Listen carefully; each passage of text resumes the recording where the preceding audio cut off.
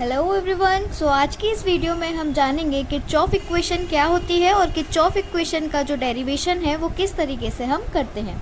तो physical chemistry में thermodynamics के चैप्टर में किरचॉफ इक्वेशन एक बहुत ही इंपॉर्टेंट टॉपिक है और बीएससी सेकेंड ईयर के थर्ड पेपर में यानी कि फिजिकल केमिस्ट्री के पेपर में अक्सर किरचॉफ इक्वेशन का क्वेश्चन पूछा जाता है। तो किरचॉफ इक्वेशन असल में होती क्या है? देखो, जो भी हमारी रिएक्शन है, जो हमारी केमिकल रिएक्शन है, उसमें टेम्परेचर के रिफरेंस में जो रिएक्शन की एंथैल्पी है वो किस तरीके से बदलती है, ये हमें बताती है किरचॉफ इक्वेशन। और इसी के साथ हम टेम्परेचर के साथ इंटरनल एनर्जी का क्या चेंज है उस रिएक्शन का, वो भी किरचॉफ इक्वेशन से डिराइव कर सकते हैं। तो किरचॉफ इक्वेशन का बिल्कुल अगर मैं सिंपल बोलूँ तो ये होता है वेरिएशन यानी कि बदलाव, variation of enthalpy of a reaction with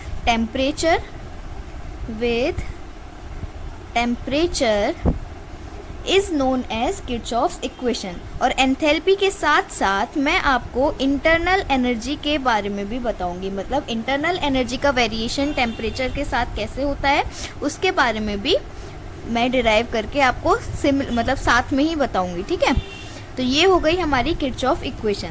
अब इसका डेरिवेशन किस तरीके से होता है? तो अगर मान लो कि हमारा कोई भी सब्सटेंस है ए, ठीक है, हमारा एक सब्सटेंस है ए और एक सब्सटेंस है हमारा बी, और ये दोनों आपस में रिएक्ट करके कोई सब्सटेंस बना रहे हैं एम। ठीक है, इतना आया समझ? तो अब क्या करेंगे, x moles of substance A reacts with x2 moles of substance B and give y moles of M। ठीक है, तो हम इसको किस तरीके से रिप्रेजेंट कर सकते हैं? हम इसको बिल्कुल सिंपली लिख सकते हैं कि x1a प्लस x2b, है ना, x1a x2b गिव्स ym। ठीक है, ये हो गई हमारी बिल्कुल सिंपल सी रिएक्शन। अब देखो, फॉरवर्ड रिएक्शन कौन सी है, या चलो फॉरवर्ड और बैकवर्ड भी छोड़ो, वैसे फॉरवर्ड रिएक्शन हुई ये और बैकवर्ड रिएक्शन हुई ये, लेकिन यहाँ पर फॉरवर्ड रिएक्शन और बैकवर्ड रिएक्शन छोड़ते हैं। यहाँ पर देखते हैं कि हमारा जो रिएक्टेंट साइड है, यानी कि ये वाला साइड, ये है हमारा रिएक्टेंट साइड और ये है हमारा प्रोडक्ट साइड। ठीक है, तो जो हमारा रिएक्टेंट साइड है उसकी अगर मैं एंथैल्पी देखूं तो उसकी एंथैल्पी मैं मान लेती हूँ H1 हो गई रिएक्टेंट साइड की एंथैल्पी। इसी तरीके से जो प्रोडक्ट साइड है उसकी एंथैल्पी मैं मान लेती हूँ H2, मतलब मैं रिप्रेजेंट करूँगी उसकी H2 से। तो जो हमारी H1 है वो क्या हुई, H1 इज इक्वल्स टू इन दोनों की मिला के एंथैल्पी, तो H1 is equals to x1HA plus x2HB, है ना, यही तो हुई। और इसी तरीके से जो H2 हुई वो क्या हुई, YHM। एंथैल्पी को हम H से डिनोट करते हैं, तो ये हो गई हमारी एंथैल्पी। अब अगर मैं देखूं, यहाँ पे मैं लिख देती हूँ कि H1 क्या दिखा रहा है, एंथैल्पी ऑफ रिएक्टेंट्स, और H2 क्या बता रहा है हमें, एंथैल्पी ऑफ प्रोडक्ट। ठीक है, तो अब अगर मैं देखूं change in enthalpy eight constant pressure, तो वो क्या होगा, वो होगा डेल्टा H, और उसका मतलब क्या हो गया, H2 माइनस H1। तो ये क्या हो गया, H2 हमारा ये है, H1 हमारा ये है, तो YHM minus x1HA plus x2HB। ठीक है, अब इसको अगर मैं ओपन अप करना चाहूँ तो ओपन अप भी कर सकती हूँ। तो ओपन अप करके क्या हो जाएगा, YHM minus x1 HA minus X2HB। ठीक है, ये हो गया हमारा डेल्टा H। और ये जो मेरी इक्वेशन हुई, इस इक्वेशन को मैं मान लेती हूँ इक्वेशन नंबर 1। ठीक है, तो अब इक्वेशन 1 को हम आगे यूज़ करेंगे। इसी तरीके से जैसे मैंने ये चेंज इन एंथैल्पी निकाला है, इसकी इक्वेशन बनाई है, इसी तरीके से मैं चेंज इन इंटरनल एनर्जी की भी इक्वेशन बना सकती हूँ। तो सिमिलरली इंटरनल एनर्जी की इक्वेशन लिखते हैं। तो change in internal energy, change in internal energy at constant volume. आपको याद होगा, मतलब अभी मैंने बताया कि जो हमने चेंज इन एंथैल्पी लिखा वो मैंने कांस्टेंट प्रेशर पे लिखा था, और जो चेंज इन इंटरनल एनर्जी है वो मैंने कांस्टेंट वॉल्यूम पे लिया है। तो ये क्या हो जाएगा, delta E is equals to E2 minus E1। जैसे हमने H के लिए एंथैल्पी के लिए लिखा ना, सिमिलरली इंटरनल एनर्जी का है। तो ये हो गया Y EM minus X1 EA minus X2 EB। ये हो गई मेरी सेकेंड इक्वेशन। अब हम क्या करेंगे, अब हम सिंपल सी चीज़ करेंगे कि जो इक्वेशन 1 है उसका डिफरेंशिएशन करेंगे, differentiating with respect to temperature, with respect to temperature T at constant pressure। ठीक है, अच्छा हमेशा एक चीज़ याद रखना, एक बहुत छोटी सी ट्रिक है, वो ये है कि जब भी एंथैल्पी का नाम आए ना, मतलब एंथैल्पी कहीं भी यूज़ हो रही हो, अगर कहीं भी एंथैल्पी यूज़ हो रही हो तो उस टाइम पे हम कांस्टेंट प्रेशर का रिलेशन लेते हैं। ठीक है, और कहीं भी इंटरनल एनर्जी यूज़ हो रही हो, अगर इंटरनल एनर्जी यूज़ हो रही है तो वहाँ पर हम कांस्टेंट वॉल्यूम का यूज़ लेते हैं। ठीक है, ये मतलब एक ट्रिक ही समझ लो, हमेशा यही यूज़ होता है। तो जो हमारी इक्वेशन फर्स्ट थी, यानी कि जो हमारी इक्वेशन फर्स्ट आई थी ये वाली एंथैल्पी वाली, delta H is equals to YHM minus X1HA minus X2HV, इसको हम डिफरेंशिएट करेंगे टेम्परेचर के रेस्पेक्ट में, जबकि हमारा प्रेशर जो होगा वो कांस्टेंट होगा। तो किस तरीके से इसको हम डिफरेंशिएट कर सकते हैं,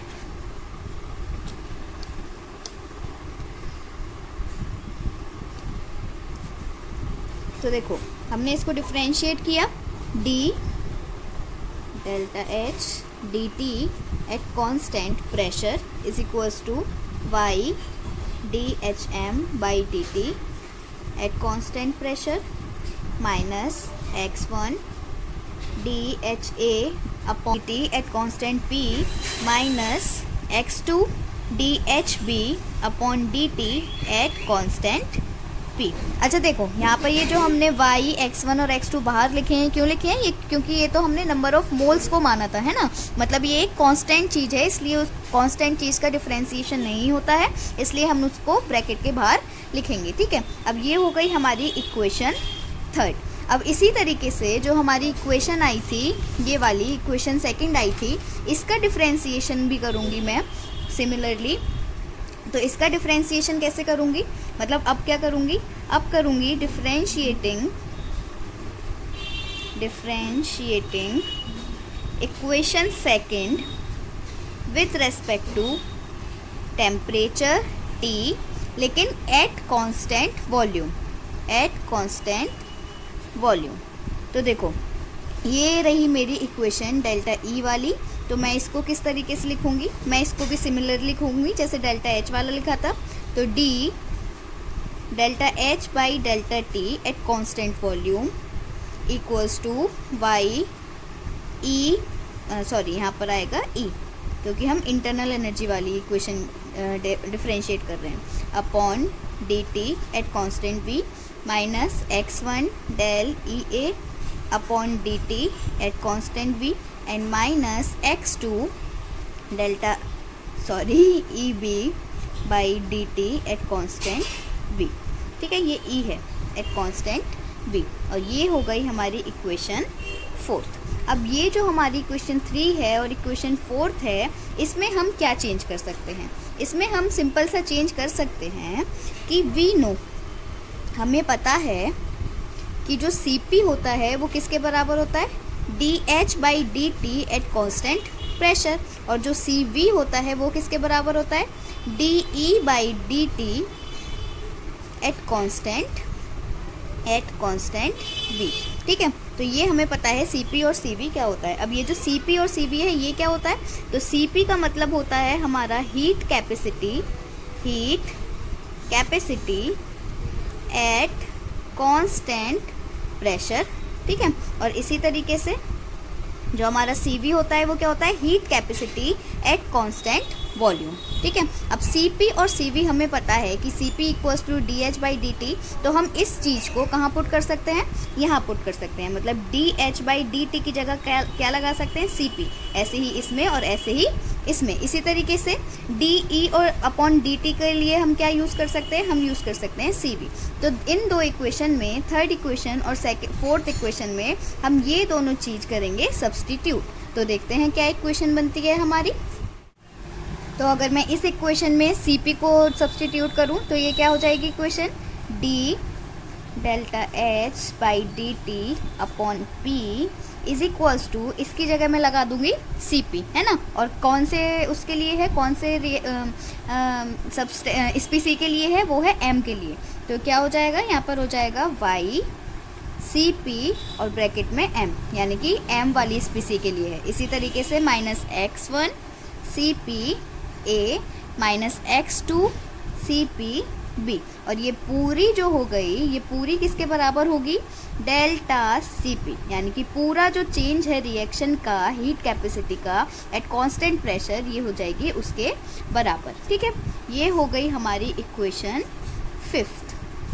उसके बाद सिमिलरली जैसे हमने ये वाली इक्वेशन को सब्स्टिट्यूट करा इसमें, इसी तरीके से इंटरनल वाली एनर्जी को अगर मैं सब्स्टिट्यूट करूँ तो, मतलब इस वाली इक्वेशन को अगर मैं सब्स्टिट्यूट करूँ CV से, तो क्या बन जाएगा, ये बन जाएगी delta E/dt eight constant V equals YCVM minus X1 CVA minus X2 CV2। और इस पूरी इक्वेशन को मैं किसके बराबर लिख सकती हूँ, मैं लिख सकती हूँ इसको डेल्टा CV के बराबर। ये हो गई हमारी इक्वेशन 6। तो फाइनली जो हमारी इक्वेशन 5th और इक्वेशन 6th है, वही दोनों इक्वेशन क्या है हमारी, वही है हमारी Kirchhoff equation. 5th and 6th equations are mathematical forms of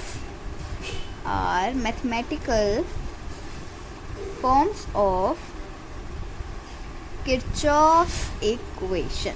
ठीक है, यही है हमारी किरचॉफ इक्वेशन। मेनली जो हम देखते हैं वो सब एंथैल्पी की फॉर्म में ही बताते हैं कि एंथैल्पी का जो वेरिएशन होता है टेम्परेचर के साथ, वही हमारी किरचॉफ इक्वेशन होती है। लेकिन जब हम एक्सटेंडेड फॉर्म पढ़ते हैं इस इक्वेशन की, तो उसमें हम इंटरनल एनर्जी को भी इंक्लूड कर लेते हैं कि इंटरनल एनर्जी का वेरिएशन भी इस इक्वेशन के थ्रू हम डिराइव कर सकते हैं। तो ये है हमारी Kirchhoff equation, this one and this one. Mainly ये वाली है और साथ में हम ये वाली भी कह सकते हैं। तो ये इनका मैथमेटिकल फॉर्म है किरचॉफ लॉ का। So that's all for this video. Thank you so much, keep studying. And आपको कोई भी दिक्कत हो, कोई और टॉपिक पूछना हो, तो आप मुझे कमेंट सेक्शन में बता सकते हैं। Have a nice day.